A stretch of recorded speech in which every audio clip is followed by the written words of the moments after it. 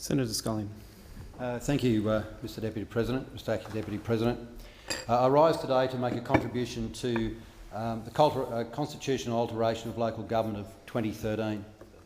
Mr Acting Deputy President, I visited home, as we all do here from time to time at the weekend, just a quick visit, and we had as I do with my constituents, a whole range of questions whenever they do. There was lots about marine protected areas, there was some stuff about turtles in nets, lots of stuff about the economy. I tried not to frighten the children with my answers in that regard. But, you know, surprisingly, Mr Acting Deputy President, nobody asked me what's going on with a change of our founding document in regard to local government. It wasn't a soul who asked me a single question about the local government changes. That is a pretty sad indictment, given that we are now proposing to put to the Australian people an alteration that makes clear the role that local government can play and a whole range of clarity around financial payments. So perhaps not only for the benefit of Territorians but whoever else is listening, I thought I'd just put on a record a couple of things, the chunky bits anyway. So the Coalition has previously expressed support, certainly in principle, for the financial recognition of local government. Along comes two High Court cases, and in the past this wasn't an issue.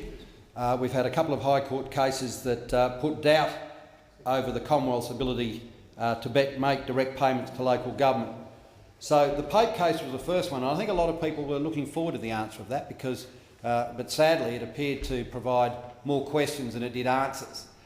Certainly the Williams case that followed that put a lot of doubt that the Convention, the Commonwealth could make and had been making direct payments for a whole raft of issues could somehow be in doubt. So the importance of this is perhaps to reflect on some of the payments that, and some of the programs and measures that, that may also be put in question. It's not only about the dollars. People on the street and in the pubs are not really all that interested in the highfalutin processes of the constitutional change, but they are concerned about what may not be available in the future. Local governments are paid round about $500 million a year through a number of programs. And of course one of the iconic programs, Mr Acting Deputy President, is the Roads to Recovery program. It's actually been a program that I think has got really good bang for the buck. And I think one of the reasons it's got good bang for the buck is that nobody sort of gives it a bit of a touch-up on the way through. It goes straight to local government then actually spend it on roads. This whole efficiency process, the more people in the camp, obviously, the less efficient that process is. I know the Shadow Minister responsible for local governments and bridges, Barnaby Joyce, has been lecturing us on the 30,000 bridges that need repairing. Now he's reluctant to give it to an overseas contractor who might give it to another state, who might give it to the local government, who might give it to another contractor who will probably end up with an alliance, and you might have two bridges fixed, and I share his concerns in that regard. So these are very serious matters in terms of the sort of programs that are delivered by local government. Over the past 5 years, I think we've delivered more than 6,000 projects, and each one of those projects has actually been funded through a direct payment.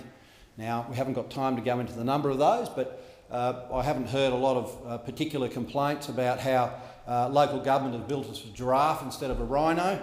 So one would assume that these are not only important programs, but are programs that certainly are efficient in terms of their delivery. It's probably worth looking about why have these two cases actually held some particular doubt. Professor Anne Toomey submitted to the Joint Select Committee on Constitutional Recognition of Local Government, and this is what she had to say. Is this direct funding at risk of being held constitutionally invalid? Yes. Much of it, in my view, is vulnerable to a constitutional challenge. Some might well be supported by a Commonwealth head of legislative power, but much of it, including the Roads to Recovery program, is probably not so supported and therefore invalid. Now, many people in this place would know I'm really stretching my limits a bit to start talking about constitutional law. I can hardly spell it. But in seeing this, I can understand that Roads to Recovery program and the like programs, there would be very similar programs to Roads to Recovery, as Bridges to Recovery, and the 6,000 other programs delivered through local government. So if they're all at risk, then this is a very important matter for Australians. So one of the challenges about this, we're not actually here to debate the benefits. Well, I'm not anyway. I know that Territorians are well-founded individuals. They'll get their head around this eventually, or maybe not, and that's the point. And they'll be able to make their mind up in the process of the next election to be able to make a constitutional amendment. But there are a couple of issues with the process. For those people in local government, they've got very long faces. They wear this big badge that says yes, and they've just got this sad, non-smiley face on. I understand that in talking to them quietly, that they're not all that hopeful of this getting up. And this is the third time around. And I think most Australians would see, if you're trying to make a constitutional change, the third time's pretty significant. It'll be 3 strikes and you're out. And sadly, I think the representatives of local government have been duped by this government into allowing them to run a constitutional amendment of what I would consider would be relatively short notice. And so, what do people think about this? What are their views? Well, there has been a poll conducted by the Australian Local Government Association, found that 61% of Australians support recognising local government. That includes a majority of support in every state. So, with all polls, Mr Acting Deputy President, you've got to be a bit cautious. I'm not sure about the question. A lot of people would have, if you asked the question, what do you think about, also I haven't got a clue. Most of my mates would have, if they get out enough, would have said not a clue. So obviously they would have said, do you think that it's okay to directly fund local government? What do you think it's important? And quite rightly, some 61% said that was all right. Now, in rural and regional Australia, they demonstrated substantially higher support than the urban areas. These results are more broadly supported by recent polling by the Nielsen polls, which found that 65% of Australians support recognising local government in the Constitution, including strong majorities in every state. And so, at some stage, of course, I would expect the government to seek advice, and that's what we do in these matters, very important matter of constitutional amendment. And so, the government, in their wisdom, and quite properly, said, let's form an expert panel.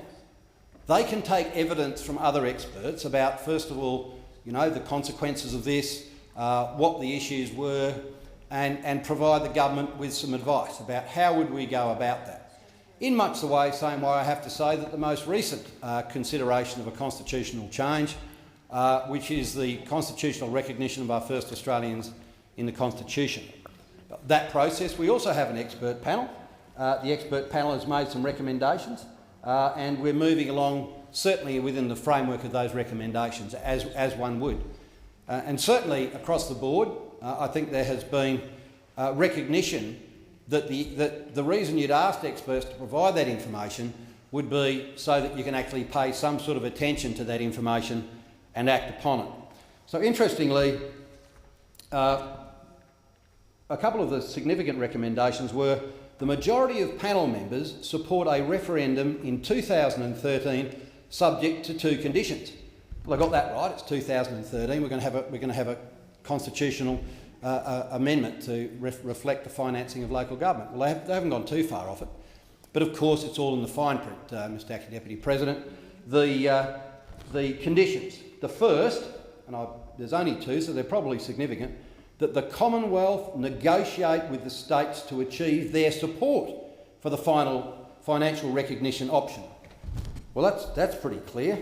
So I'm not sure in government how that's going, but the way I've heard that all states except for South Australia and Tasmania have said a resounding no. We're not interested at all. As for the other two states, I don't want to verbal anyone, but they haven't come out and said yes anyway, so they're still yet to vote on it. But so I'll just that first recommendation again. So the Commonwealth negotiate with the states to achieve their support for financial recognition option. Well, that clearly hasn't been achieved at all, and in fact, it evidenced to the Joint Committee the Department couldn't even give specific evidence of meetings with local government ministers. You wonder why they get their nose out of joint. You wonder why the states and territories are saying, look, this is all last minute. You haven't even spoken to us. No wonder it's all, once again, pouring porridge on your own parade. Everything they touch is the porridge touch, Mr Acting Deputy President. Now, the second option, of course, the Commonwealth adopts steps suggested by ALGA necessary to achieve informed and positive public engagement with an issue as set out in the section of this report on the concern about a failed referendum. I can speak with some authority on this. Having read the expert report on the recognition of our first Australians, Mr Acting Deputy President, it says very, very importantly, if people aren't educated in this process, if people don't understand exactly what they're voting for, then they'll say no. I mean, that's the history. We know that's the history. It's a very significant history in Australia where that's exactly the way that people behave. And in fact, I think some 44 referenda have been put to the people of Australia. 44, only 8 have passed. So we're up against it anyway. So when you actually go about ignoring quite a specific recommendation, adopt steps necessary to achieve informed, positive public engagement. They're the two things. Well, I don't know about informed or positive, but I can certainly say that my short sojourn to the Territory at the weekend, in fact, no one's ever spoken to me about it. Media hounded me about a whole bunch of stuff they normally hound us about, and that's terrific. No one asked me about that. So clearly there's been no engagement whatsoever to date, and we have an election looming, so I'm not really sure what we're going to do about that. But in terms of the first two ticks that the panel members recommended, there just seems to be a cross in both boxes. Not going to work, not going to work. So those people in local government would be, I suppose, just pretty appalled at the circumstances that we have now. As I said, they've got very long faces because they believe, I think, in their heart of hearts that the way it's going, that this is not something that's going to get up, despite the importance of it to so many people. And so we have a bit of an announcement the other day on the 17th of June. Well, better late than never. Better engage the people. Better engage the people. Let's get out there. How are we going to do that? Well, I don't know. How Labor do everything. Spend some money. How much? Albo. Come on, mate. Come on, Swanee, says Albo. Give us a few Oxfords. So, $10 million. That's a lot of money. Gee, that's great. No, that'll impress local government. All right, there you go. And someone says, hey, Albo, mate, we're supposed to be funding both sides. It doesn't matter how passionate you are about one thing or another, we've got to fund both sides, mate. Oh, right, well, we'll give them $500,000. No one will really notice. No one will notice a bit of an inequity. No one will see right from the starting point, from the get-go, you're really getting this wrong.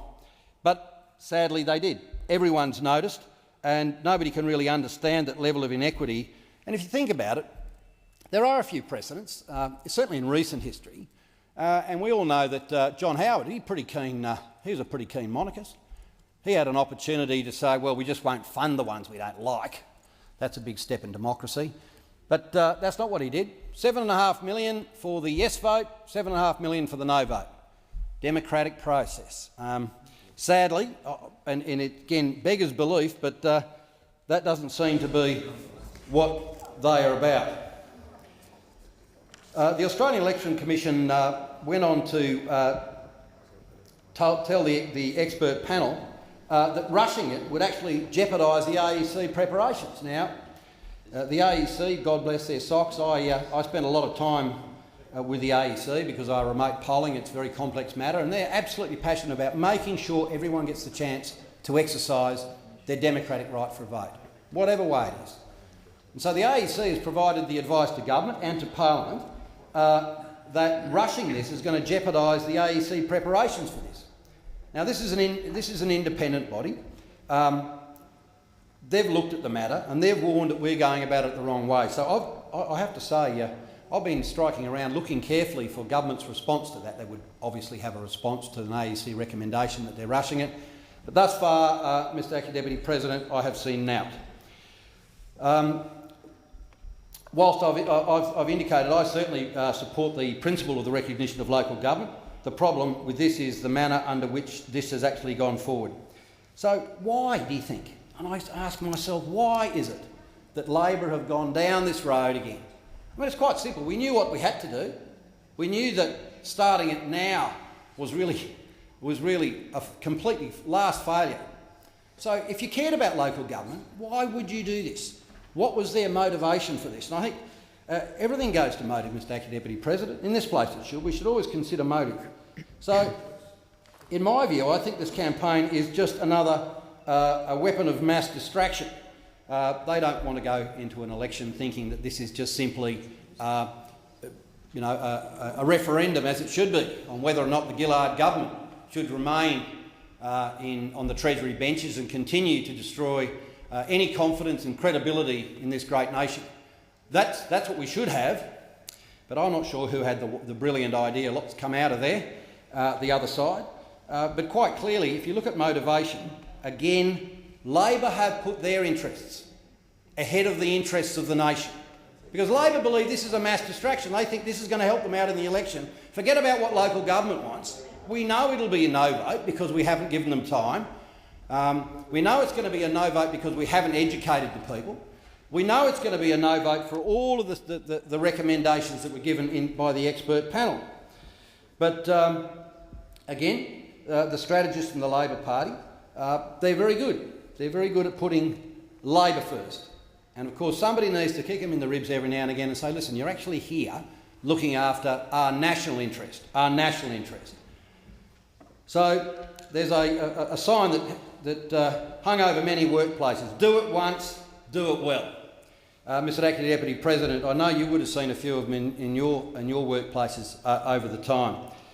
This issue, as I've said, has been tested by a referendum twice, on 2 occasions, and the answer on the other occasions was a resounding no.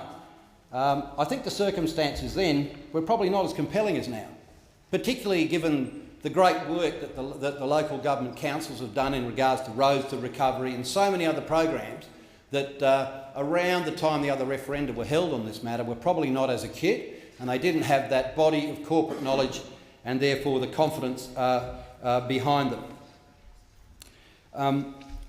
If we want to do this, we've got to take the time to get it right. I think that this is absolutely London to a brick. It's going to fail. They haven't got it right. They haven't met the basic fundamentals.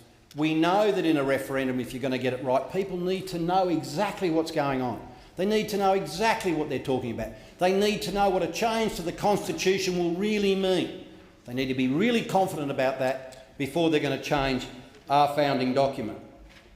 So, ignoring good expert advice, the fundamental get the states on side, well, the states aren't anywhere near on side. The states have said quite categorically they're not doing it. And yet the government doesn't say at this stage, knowing that this will fail. They still say we're going to stick with it. They're going to stick with it, Mr Acting Deputy President, because they are motivated by self-interest, not national interest again. So it doesn't matter whatever time you question the motivation about why, and it's such a mystery to me. So many things, I think, how many things can you stuff up? But they do it time and time again.